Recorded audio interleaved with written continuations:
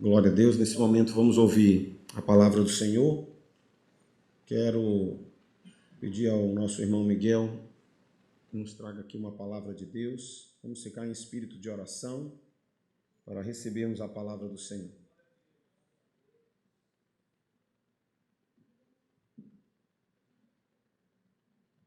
Bom estarmos na presença de Deus, amados, porque Deus é maravilhoso. Aonde Ele está, diz a palavra que há fartura de alegria. Às vezes nós estamos passando, por provações, por tribulações. Às vezes a gente está desanimado, às vezes a gente está... Mas quando a gente começa a louvar e glorificar o nome do Senhor, a gente começa a fazer aquilo que a Bíblia diz que os louvores libertam. Libertam da angústia, da tristeza, porque, irmãos, a nossa vida nós vamos passar por esses momentos, como Jesus disse, no mundo vocês terão tribulações, provações. Jesus não disse que quando a gente aceitasse Ele, a coisa tudo ia modificar, que a gente ia ser rico, que a gente só vivia de boca aberta sorrindo. Jesus não disse isso. Por quê? Porque Ele passou aqui para nos ensinar a nós vivermos aqui nesse mundo e nós resistirmos às coisas que nós temos que passar, irmãos, porque o inimigo está aí para tentar nos destruir, para tentar nos derrubar, para tentar fazer de nós instrumentos dele, como nós sabemos e conhecemos nesse mundo que aí está, cheio de tribulações, cheio de provações, de guerras, de contenda, de inveja, de injúria, tudo isso. Mas a palavra de Deus, ela é maravilhosa para nós. Vamos abrir a palavra de Deus no livro de Romanos, capítulo de número 1, versículos de número 16, alguns versículos, porque esse Deus, ele é maravilhoso. Diz assim a palavra de Deus: pois não me envergonho do Evangelho, porque é o poder de Deus para a salvação de todo aquele que crer. Vamos repetir, toda a igreja junto? Pois não me envergonho do Evangelho, porque é poder de Deus para a salvação de todo aquele que crer, irmãos. Nós que estamos aqui nesta noite, um dia olhamos para Jesus por fé, porque essa é a diferença. Essa é a diferença nossa de estarmos reunidos nesta noite aqui neste lugar. Estamos reunidos com só propósito de adorar, glorificar, exaltar e bendizer o nome de Jesus Cristo, que foi para a cruz e pagou o preço que nós não podíamos pagar. Talvez você diga assim: não, mas eu tenho a coragem de morrer pelo meu filho, por uma pessoa querida. Você poderia até morrer por ele, mas não salvaria ele, porque ele depois morreria e não iria para o céu de glória. O único que tem o poder de nos salvar se chama Jesus Cristo de Nazaré, o Cordeiro de Deus que tira o pecado do mundo. Porque ele veio a este mundo para poder resgatar das mãos do diabo aquilo que se havia perdido. A Bíblia diz que Deus amou o mundo de tal maneira, irmãos, que deu o seu Filho único. Ele deu o seu Filho para morrer pelos bonzinhos? Não, para morrer por nós que somos pecadores. A Bíblia é taxativa em dizer, porque Deus amou o mundo de tal maneira que ele deu o seu Filho único. Ele veio a esta terra com uma missão, irmãos. Ele vem aqui nesta terra com a missão de resgatar a nossa vida, de nos tirar do lamaçal de pecado. Ele vem com esta missão de colocar os nossos pés sobre a rocha firme, a rocha que se chama Jesus Cristo de Nazaré. A Bíblia diz que todos pecaram e destituídos estão da glória de Deus. Foi por mim, por você, foi pelo bandido, pelo assassino, pela prostituta, pelo empresário, pelo bom cidadão. Foi por esses, por todos eles, sem acepção de pessoa, que a Bíblia diz que Jesus Cristo entregou a sua vida. Deus deu o seu Filho para nós termos somente uma condição: de olhar para Ele, levando na cruz do Calvário sobre Ele, por fé, levando sobre Ele as nossas dores, os nossos pecados, as nossas angústias. No lugar que lemos, no versículo de número 20, diz assim: porque os atributos invisíveis de Deus, isto é, o seu eterno poder e a sua divindade, claramente se reconhecem desde a criação do mundo, sendo percebidos por meio das coisas que Deus fez. Isto, os seres humanos não são indesculpáveis. Quando a gente sai, que a gente olha, já desço eu for a janela da minha casa, eu tenho o privilégio de, na frente, ter o mar. E eu fiquei olhando para aquele mar imenso, aquela brisa refrescante. E eu disse: Deus, somente Tu podes fazer tal coisa, porque estão visíveis aos nossos olhos. As pessoas que não querem crer ou que se acham muito sábias procuram uma desculpa para não crer em Deus, para dizer que Deus não existe. Mas nós, irmãos, como diz a palavra que lemos, o apóstolo dizia: eu não me envergonho do Evangelho, porque é o poder de Deus para a salvação. Nós queremos saber o que nós devemos fazer nesta vida? Está aqui, ó. Nós não precisamos de ir atrás de outras situações, irmãos, para vermos o que Deus quer com a nossa vida. Um dia desse eu me olhei no espelho e eu disse: Deus, eu bati no peito e disse: Deus, eu sou Tua imagem e semelhança porque eu creio na Tua palavra. Porque na hora que nós cremos na Bíblia Sagrada, que é a palavra de Deus, Ele continua sendo Deus. Se eu não crer, Ele continua sendo Deus da mesma forma. No versículo de número 21, 22, dizendo quem eram sábios que se tornam tolos e trocaram. Olha aqui o que está escrito na palavra de Deus, dizendo que eram sábios essas pessoas e se tornaram tolas, trocando a glória de Deus incorruptível por imagens semelhante ao ser humano corruptível.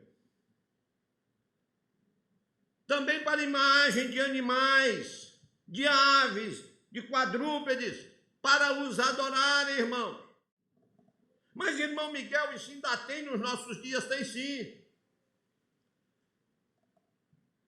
Tem pessoas que saem andando para pagar uma promessa. Tem outros que vão para a beira do mar, assam um capão, colocam lá numa barcaça para entregar para Iemanjá. Tem outros que entregam a sua mão para uma cartomante, para ela ler o que vai acontecer na sua vida. Já desde a época de Jesus acontecia isso. Pessoas adivinhadoras, onde o diabo as pega para tentar enganar até os escolhidos, porque está escrito na palavra de Deus. Mas a palavra de Deus, ela nos diz: porque todos pecaram e destituídos estão da glória de Deus. Mas qual é o remédio, irmão Miguel, para tudo isso? Para os pecados da humanidade? O remédio é a cruz, irmão. Não existe outro remédio para o pecador a não ser a cruz de Cristo. Eu fui espírita kardecista há 20 anos, achando que dar esmola, achando que fazer as cestas, entregar para as pessoas, eu estava salvo, eu entrava no céu, mas o quanto eu estava errado. Passei 3 anos na macumba, ia para as encruzilhadas, bebendo, enchia a cara e achava que eu estava certo. Porque o diabo vem para roubar, matar e destruir. O diabo vem para roubar a paz da humanidade. A minha paz, a tua paz. E é uma paz que você recebeu, que alguém pagou um preço para que você tivesse essa paz. Jesus disse: deixo-vos a minha paz. A minha paz vos a dou. Não a dou como o mundo a dá. Porque a paz do mundo é aquela que é feita num papel e assinado por pessoas que são corruptíveis. Mas a paz de Jesus Cristo, ela foi paga e selada com sangue lá na cruz do Calvário. Louvado seja Deus. Porque a Bíblia diz que Jesus Cristo salva, porque ele veio buscar e salvar o que se havia perdido. A Bíblia também diz que Jesus Cristo salva, porque Deus enviou o seu Filho ao mundo, não para que condenasse o mundo, mas para que o mundo fosse salvo por ele.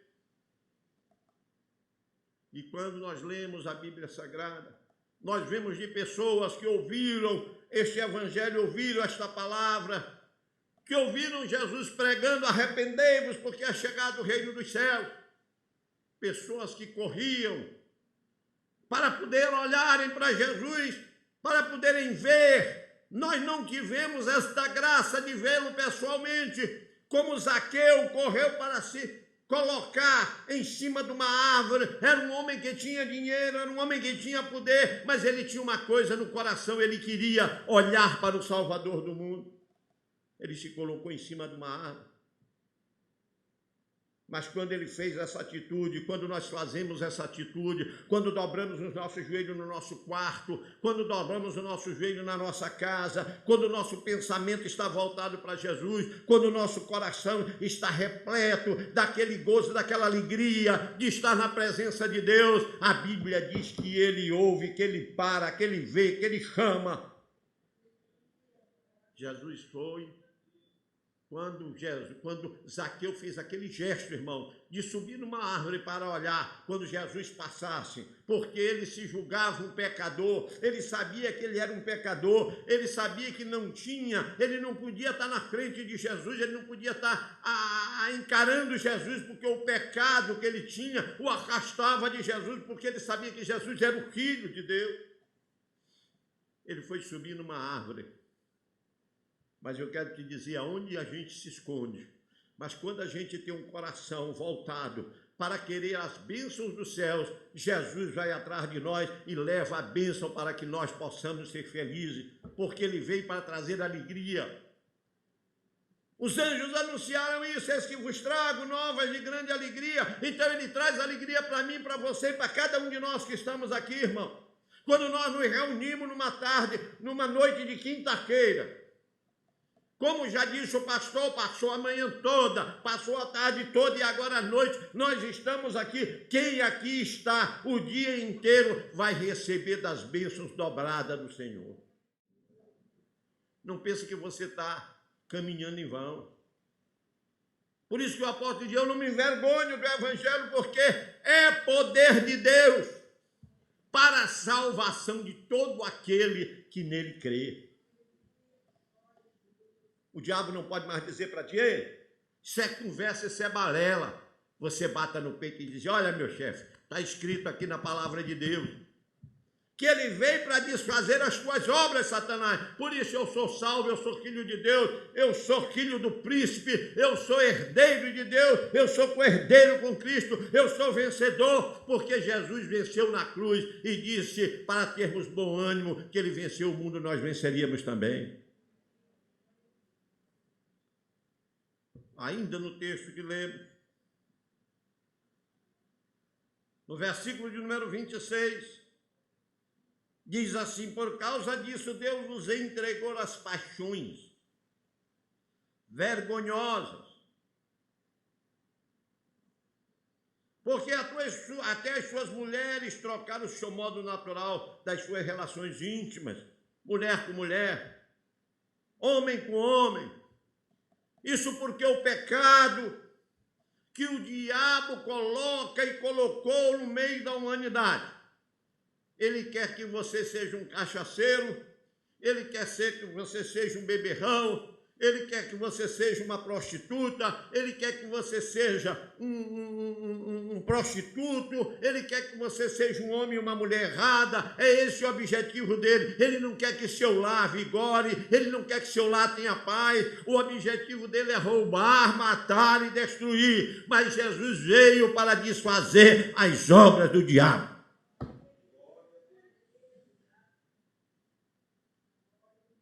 No versículo de número 29,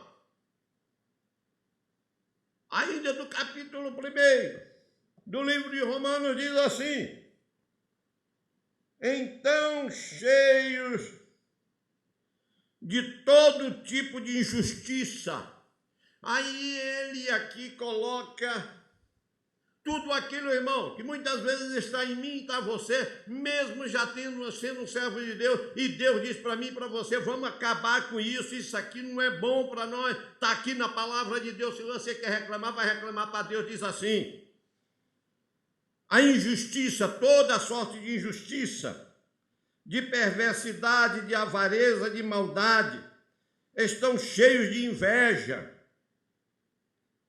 homicídios, discórdia, engano, malícia, são difamadores, caluniadores, inimigos de Deus, insolentes, arrogantes, orgulhosos, invejosos, inventores de males, desobedientes aos pais, insensatos, sem afeição natural, sem misericórdia, embora conheçam a sentença de Deus, de que os que praticam tais coisas são passíveis de morte. Eles não somente as fazem, mas também aprovam os que a praticam. São coisas que nós temos que tirar do nosso meio, porque Deus não se agrada disso. Se eu quero ser um vencedor, como a palavra de Deus me diz aqui, porque Deus amou o mundo de tal maneira que deu Jesus para morrer pelo meu lugar, na cruz do Calvário, eu tenho que me sair dessas coisas. Porque tem muita gente que diz, uma vez salvo é salvo para sempre. Não, irmão. É o sangue de Jesus Cristo, seu Filho, que nos purifica de todo o pecado. A Bíblia diz, meus filhos, se vocês disserem que não tem pecado, vocês são mentirosos. Então a Bíblia, que é a palavra de Deus, é o Deus falando para mim, diz que se eu não vigiar, eu fico no pecado. E se Jesus vier buscar a igreja e eu estiver em pecado, eu não subo. Eu não vou para o céu, eu vou para o inferno. Então Deus é muito taxativo. Se nós lermos de Gênesis a Apocalipse, nós vamos ver que Deus destruía pessoas, destruía nações, para que o povo dele não viesse a perecer, porque Deus não faz pacto com o pecado.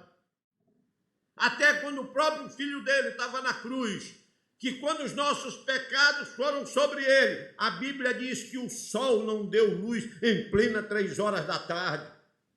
A Bíblia diz que houve terremoto. A natureza não resistiu ver o Filho de Deus, levando naquela hora sobre ele. Naquela hora ele estava como homem, recebendo os nossos pecados sobre ele. Mas quando ele disse, Pai, está consumado.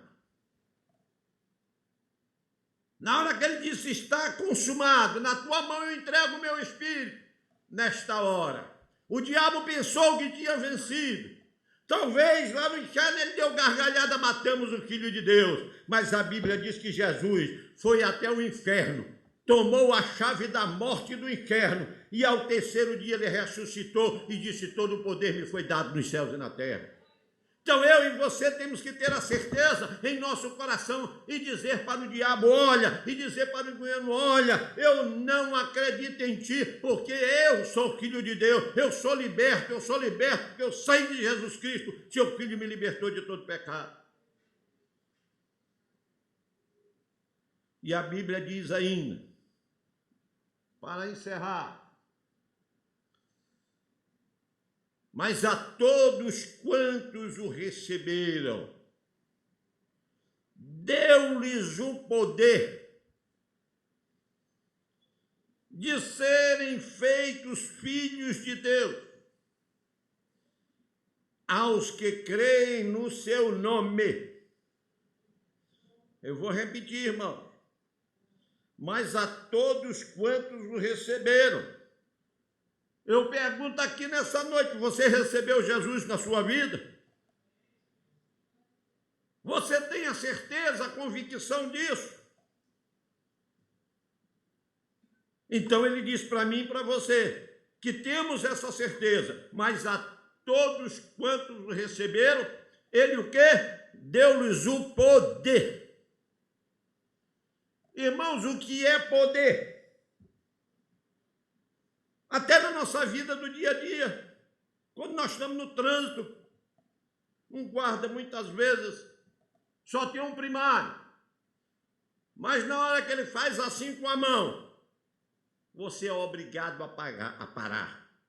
Sabe por quê? Porque ele recebeu ali um poder, uma autoridade, que você reconhece que ele tem autoridade para mandar, ou para quando ele levanta a mão para você parar no carro, você tem que parar, porque se você não parar, vai acontecer o quê? Ele vai lhe multar, ou você vai acontecer um acidente, ou você vai morrer, ou vai matar alguém. Por isso Jesus Cristo diz aqui na sua palavra, mas a todos quantos o receberam, deu-lhes o poder de serem feitos filhos de Deus. A saber, aqueles que creem no seu nome. É por isso que Jesus Cristo diz, ide por todo mundo, pregai o evangelho a toda criatura. Aquele que crê será salvo. Quem não crê vai ser condenado. Não tem mais conversa, não. Não tem meio termos, ou você crê e segue os caminhos de Jesus, ou você não crê e vai praticar o mal. Se você crê, você vai para o céu. Se você não crê, você vai para o inferno. Não tem meio termo. Tem gente que diz assim, mas não fala inferno, mas não fala isso, não fala pecado. O que é pecado, irmão? Pecado é aquilo que eu faço errado que não agrada o coração de Deus. É muito simples. Mas esse errado que não faz, que não agrada o coração de Deus, o que é? É a artimanha do diabo. Para tirar você e eu do caminho. Mas nós temos autoridade para dizer para ele, escuta aqui, Satanás, ei, Jesus pagou o preço. Jesus pagou o preço que eu não posso pagar, mas ele pagou. Ei, Satanás, eu não sou, mas ele é o Todo-Poderoso. E eu não estou na frente para te derrotar, não. Sabe por quê, Satanás? Porque ele diz, quem quer vir após mim, então ele está na minha frente. Ele tem o poder pelo seu nome, pelo seu sangue derramado, de me purificar de todo pecado. Então não vem com essa para o meu lado, porque eu sou filho de Deus por adoção de Jesus Cristo. Que Deus e Cristo nos abençoe, para que possamos cada dia não titubearmos na nossa caminhada com Jesus. Sabermos que tudo o que está escrito aqui foi escrito por homens, porque Deus não ia descer lá do céu, pegar uma caneta e escrever, depois de uma gráfica e fazer uma Bíblia, que ele tem muito que fazer. Então ele botou quem? A nós que estamos aqui nesta terra. Ele revelou para alguns e escreveram a Bíblia, que é a palavra de Deus. Aqui ele lhe ensina tudo que você quer para a sua vida do dia a dia. Então não diga, não tem desculpa que você não sabia o que eu não sabia. Olhe para a natureza que você vê Deus. Ah, mas eu sou aquilo e aquele outro. Olhe para a natureza que você vai encontrar Deus na sua natureza.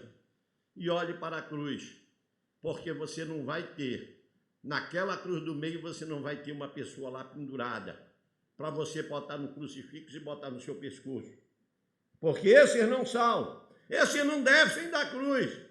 Mas o nosso Jesus que botaram no túmulo frio, ao terceiro dia, ele ressuscitou dentre os mortos e foi-lhe dado todo o poder nos céus e na terra. A Bíblia diz que só há um mediador entre Deus e os homens, se chama Jesus Cristo, homem. A Bíblia diz que só Ele tem condições de nos levar para o céu e só Ele nos leva para a presença de Deus. Se não for por Jesus, irmão, você não vai. E se você não tiver esta certeza, você peça perdão para Deus, se mova na presença dEle, que Ele tenha misericórdia de te abençoar cada dia da tua vida. Que Deus nos abençoe, irmão, em nome de Jesus. Glória a Deus. Abra sua Bíblia, Evangelho de Lucas, capítulo 9, no verso 23, onde Jesus fala de investimento. Hoje é tão comum nós ouvirmos os noticiários falarem de investimento e formas seguras de você guardar e multiplicar o que lhe pertence. Uma forma, às vezes, mais rápida para os mais corajosos, às vezes mais lenta para os mais conservadores, mas hoje nós vivemos cercados de palavras dessa natureza: mercado financeiro, investimento, poupança, ganho, ações, bolsa, etc. E nesse texto Jesus fala do investimento da alma, que é um investimento que todos precisam estar atentos, porque a verdadeira riqueza, segundo os padrões de Deus, não está nos valores deste mundo. Embora a palavra de Deus não nos condene em sermos ricos, a palavra de Deus não nos condene em ter conforto, a palavra de Deus não nos condene em poder até ser alguém como Jó, que era o mais rico do Oriente onde ele morava. Mas a palavra de Deus nos condena quando qualquer coisa que não seja ele esteja sendo a prioridade nas nossas vidas. E nesse investimento, Jesus tratou com seus discípulos, dizendo a eles algo que deve estar dentro da nossa memória e do nosso coração todos os dias. Ele diz: se alguém quiser vir após mim, negue-se a si mesmo. Diariamente tome a sua cruz e me siga. Há quem possa até negar a si mesmo. Há quem possa até negar a si mesmo e tomar a sua cruz a cada dia. Mas essas três coisas são necessárias para que toda a vontade de Deus seja cumprida em nossa vida. Além de eu me negar a mim mesmo e tomar a minha cruz, eu também preciso seguir a Cristo. E nós encontramos na Bíblia exemplos de homens que negaram a si mesmo, que abriram mão de algumas coisas para terem outras coisas. Há aqueles que, por exemplo, nós temos um exemplo de Jesus quando é interpelado por um jovem rico, e aquele jovem questiona o Senhor a respeito da vida eterna. E Jesus disse para ele: guarda os mandamentos. E ele disse: tudo isso eu tenho guardado desde a minha mocidade. Ou seja, aquele homem já até negava a si mesmo, abriu mão de divertimentos e prazeres que poderiam estar diferente da vontade de Deus para a vida do ser humano. Ele cumpria os mandamentos, ele tomava a sua cruz, ele fazia o que era bom para as pessoas, mas no final Jesus disse a ele: ainda te falta uma coisa, vende tudo que tem e me segue. E aquele jovem triste foi embora, porque não conseguiu chegar no objetivo de tirar do seu coração, do centro da sua vida, toda a riqueza que o dominava.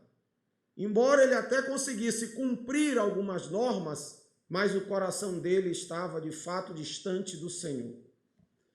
E isso nós entendemos que não é difícil para o ser humano, muitas vezes, cumprir apenas uma parte daquilo que Deus quer.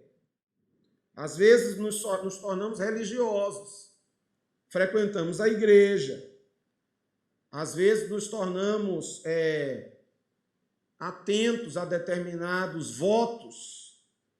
Então há alguém que acha que está bom cumprir com as obrigações, por exemplo, de trazer o dízimo à casa do Senhor. Há outros que entendem que a obrigação suficiente é participar de um ministério dentro da igreja, quando, na verdade, nós devemos, em toda a nossa vida, não deixar de fazer estas coisas, mas principalmente seguir Jesus Cristo em tudo. Não abrir mão de sermos cristãos completos. Quando eu participo da igreja, quando eu dizimo corretamente, mas também quando eu sei perdoar. Abrir mão do meu orgulho para perdoar. Quando eu abro mão, muitas vezes, de levar vantagens pessoais para ser correto. Quando eu, muitas vezes, abro mão até do próprio sono para orar e buscar a face do Senhor. Então, os que querem seguir a Cristo devem negar-se a si mesmo, tomar a sua cruz e segui-lo. Porque o que adianta para nós ganharmos o mundo, mas perdermos a nossa alma, causarmos dano a nós mesmos? Então, quando Jesus fala isso, ele está falando de investimento, de prioridade de vida, daquilo que você muitas vezes precisa abrir mão para que ganhe mais ali à frente. E tratando de investimento, eu não sou um especialista, mas descobri que há principalmente dois tipos de investidores. E é muito comentado isso no meio do pessoal que trabalha com o sistema financeiro. Há o investidor conservador, que é aquele que ele quer guardar, ele quer ter sempre ali, não mexe com nada. Tem certeza que vai em frente. E tem o outro que é o corajoso, aquele agressivo, ele aposta, ele investe. E para esse, às vezes, não é fácil, porque o investimento que ele faz, às vezes ele tem perdas antes de ganhar. Às vezes ele aplica hoje um dinheiro, nos primeiros meses ele vê o dinheiro ir desaparecendo, aí de repente a coisa muda e vem muito dinheiro. Aí quando termina um período, às vezes ele ganha mais do que o outro que foi medroso, conservador. O que o Senhor Jesus nos propõe é de sermos investidores agressivos no reino de Deus, abrir mão da nossa própria vida, no sentido de nos adequarmos ao pecado, de nos adequarmos às vantagens humanas que desagradam ao Senhor de alguma forma e passarmos a investir no reino de Deus, fazendo a vontade do Senhor, vivendo um evangelho prático, diário, que todos os dias toma a sua cruz e segue ao Senhor. Todos os dias lutando contra o pecado, lutando contra Satanás, que quer nos destruir, que nos quer conduzir ao erro, e ficando firme ali, servindo ao Senhor, buscando ao Senhor, não saindo dos pés do Senhor, vivendo na presença de Deus. Tinha um rapaz que frequentava sempre a oração, e ele era um jovem que tinha muita sensibilidade às coisas de Deus. Só que ele veio das drogas. E ele, quando se reconciliava com Cristo e estava ali buscando ao Senhor, Deus o usava muito. E ele era muito usado por Deus até para orar pelas pessoas e as pessoas receberem curas e libertações. Mas ele não tinha uma vida firme. Eventualmente ele se envolvia com alguma coisa ruim e se afastava do caminho. E ele foi vivendo a vida assim. Ora estava na presença do Senhor, ora estava no mundo. E o que resultou para aquele jovem foi que ele adquiriu uma meningite. E os últimos dias da vida dele foram numa UTI do hospital, desviado dos caminhos do Senhor, porque não soube investir corretamente no reino de Deus. Não que o justo não vá ter lutas e tribulações, mas ele tem lutas e tribulações e no final obtém a vida eterna. Mas o que não segue a Cristo vai ter lutas e tribulações que são inerentes a qualquer ser humano e no final vai ter a condenação. E nisso o Senhor diz: que vantagem tem o homem ganhar o mundo inteiro e no final perder a alma? Nós somos acostumados a desejar muitas coisas materiais. A nossa forma de vida nos empurra para as coisas materiais. Quando Jesus fez esse discurso aos seus discípulos, ele estava tratando de valores espirituais. E logo em seguida ele fala no versículo 27, alguns há que estão aqui entre vocês que me ouvem, que não provarão a morte até ver o reino de Deus. Uma semana depois, Jesus convida Pedro, Tiago e João para orar no monte. E lá Jesus se transfigura diante deles. E dois seres celestiais, identificados como Moisés e Elias, então aparecem ali na visão que os discípulos tiveram. E eles ali naquele momento contemplam ao vivo e a cores o reino de Deus e a glória que os esperava. E nós não costumamos ter a visão do reino. Não conseguimos ver com os olhos espirituais aquilo que está além desta vida.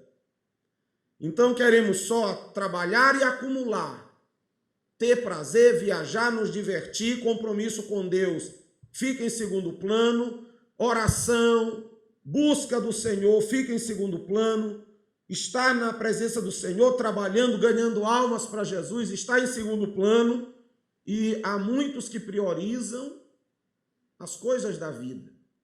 Mas o Senhor diz que priorizar as coisas da vida não é um bom investimento. São coisas importantes, devem ter a atenção adequada, mas em primeiro lugar precisa ser o reino de Deus. Em primeiro lugar, vem antes até da própria pessoa.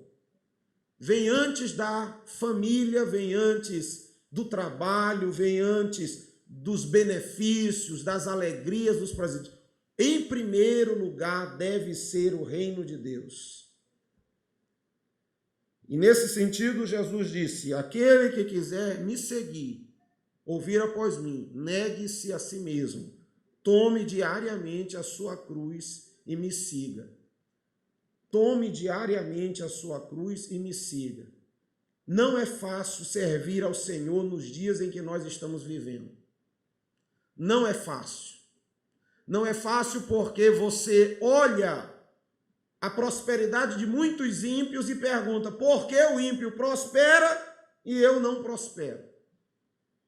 Não é fácil porque você é cercado de pessoas que lhe dizem ou que lhe contam tantas vantagens com ganhos indevidos, tantas vantagens com, muitas vezes, com mulheres, com viagens, com coisas que você olha e diz: meu Deus, fulano está tão bem e eu aqui nesse aperto para ser fiel a Deus. E há muitos que, quando pesam, dão mais valor ao mundo, aí preferem entrar no ritmo deste mundo e se tornarem injustos, se tornarem ladrões, se tornarem promíscuos, só buscarem seus próprios interesses, e aí vão vivendo e perdem o foco no reino dos céus. Paulo nos ensina que não é o dinheiro a raiz dos males, mas sim o amor ao dinheiro. Pessoas que às vezes não conseguem ter um pouco mais, porque se esquecem de Cristo, se esquecem do Senhor. Nós temos que ter muito cuidado para que nos dias em que nós estamos vivendo, nós saibamos investir no reino. Porque Jesus disse: o que adianta o homem ter um tesouro num lugar onde a traça corrói e a ferrugem destrói o tesouro? É melhor guardar o tesouro no céu, porque lá não há prejuízo. O investimento que você faz para Deus está guardado, reservado para ser entregue a você. Para ser entregue a você. Investimentos que você faz quando tem a oportunidade de fazer algo errado para levar vantagem, mas você honra o Senhor. Hoje eu ouvi uma irmã dando um testemunho muito interessante. Ela dizia que quando jovem cometeu um equívoco e realizou um aborto. E ela se arrependeu, pediu muito perdão ao Senhor e disse a Deus que nunca mais ela faria aquilo. E ela então engravidou logo em seguida e durante a gravidez desenvolveu rubéola, que os irmãos sabem que é uma doença que tem uma possibilidade de danificar o feto muito, muito grande. E essa irmã foi orientada por todos os médicos por onde ela passou a tirar a criança. E ela conta que até o esposo foi convencido pelos médicos que deveria tirar a criança. E ela dizendo: não vou tirar, mas não dizia para ninguém o porquê.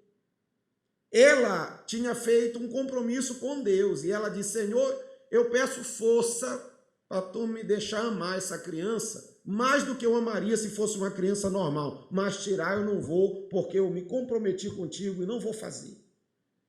Aí ela disse que quando chegou próximo do parto, a médica que acompanhava o pré-natal chamou ela e disse: olha, não vou mais te acompanhar, a minha recomendação é que tu tire a criança, não vou mais. Aí a entristecida foi para o interior. Lá um médico da família que estava por lá disse para ela: tu realmente não quer tirar? Não quero. Então eu vou fazer o parto, vou fazer teu parto. E ela preferiu, veja bem, preferiu correr todos os riscos, preferiu abrir mão da sua tranquilidade ter a possibilidade de uma criança com múltiplas doenças, mas ela não quis ser infiel ao Senhor e ao voto que ela tinha feito. Ela contando para mim aquilo, chorando. E quando ela fez o parto, a criança veio absolutamente normal. E ela diz que os médicos, ela diz que tem uma foto do médico quando ele pega a criança pelas duas pernas de cabeça para baixo, e ele comentava no momento do parto, essa aqui era a criança que todo mundo dizia que ia nascer até sem cabeça, era assim que eles diziam. Deus honrou a fé da irmã, e apesar dela, ela disse que não foi nem só rubéola, ela teve também rubéola, teve mais umas 2 viroses, e teve cólera no final da gestação. Aí a gente fica pensando assim, meu Deus, parece assim que foi uma avalanche de problemas. Mas eu acho admirável quando nós temos graça da parte de Deus para nos mantermos firmes aonde o Senhor nos colocou. E mesmo contra todas as possibilidades, nós estarmos fiéis. O Deus nos honra. Deus nos honra, nos abençoa e nos dá vitória. E quantos testemunhos os irmãos devem já ter ouvido, vão ouvir ainda, poderiam nos contar de decisões que nós tomamos contra todas as possibilidades que humanamente estariam contra nós tomamos decisão que vai ao contrário daquilo e Deus muda as circunstâncias e no final nós somos abençoados. Porque a bênção não está na história normal da vida, a bênção está na mão do Senhor. Aquilo que Ele abençoa é de fato abençoado. Aquilo que Ele dá vida e prosperidade, de fato tem vida e prosperidade. De maneira que Jesus disse, aquele que quiser me seguir, negue a si mesmo, tome a sua cruz e siga-me, invista no reino dos céus, e no momento certo Deus vai lhe recompensar. E o Senhor ainda diz em outro lugar, não há ninguém nessa terra que não tenha negado pai, mãe, irmão, por amor de mim, que não receba ainda nesta terra 100 vezes mais e no futuro a vida eterna. Então, em relação ao reino de Deus, invista, não se desanime, não volte atrás, não retroceda, não negocie a sua fé e você verá aquilo que Deus tem reservado para a sua vida. Amém? Deus abençoe os irmãos. Que esta palavra permaneça no seu coração e que mesmo na luta e na tribulação você esteja firme no Senhor. Amém? Graças a Deus.